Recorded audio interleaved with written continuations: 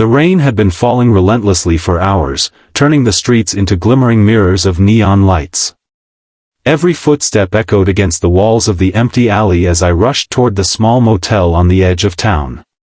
My coat clung to my shoulders, soaked through, and I could feel the chill gnawing into my bones. I had no plan, no hope, just the desperate need to keep moving until I found a place to breathe. Then I saw her.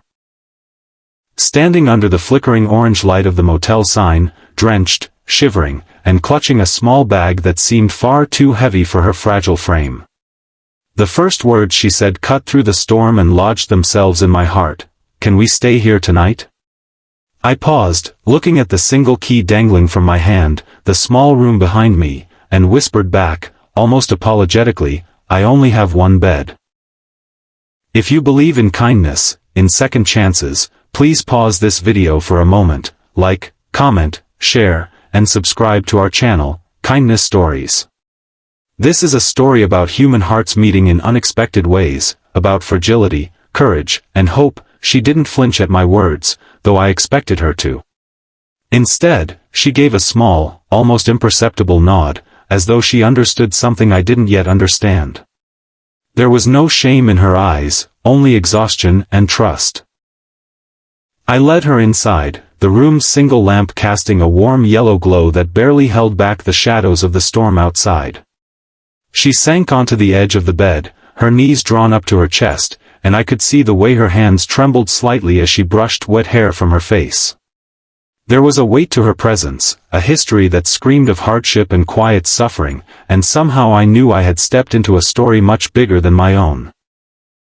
I sat across from her, careful not to invade her space, yet compelled to bridge the distance between strangers. Words came slowly, each one carrying more than meaning. They carried emotion, history, and unspoken fears.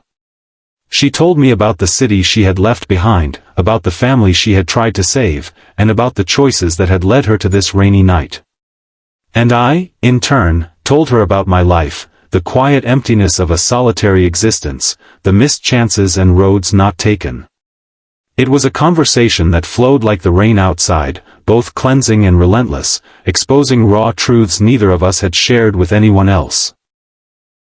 As the night deepened, I watched her drift into a fragile sleep, her breathing steadying, her face softening in relief. For the first time in weeks, maybe months, I felt the strange weight of responsibility mixed with tenderness. The room, small and unassuming, became a sanctuary, a fragile bubble of safety against the chaos of the world. I realized that sometimes, kindness doesn't come in grand gestures. It comes in offering a warm bed, a listening ear, and the courage to stay present with someone in pain. Morning arrived with a hesitant sun peeking through the gray clouds. The storm had passed, leaving the streets glistening with puddles and reflections. She stirred, and when our eyes met, there was no embarrassment, no awkwardness, only gratitude and a sense of possibility. Over breakfast in the small diner down the street, we shared laughter for the first time, light and tentative but genuine.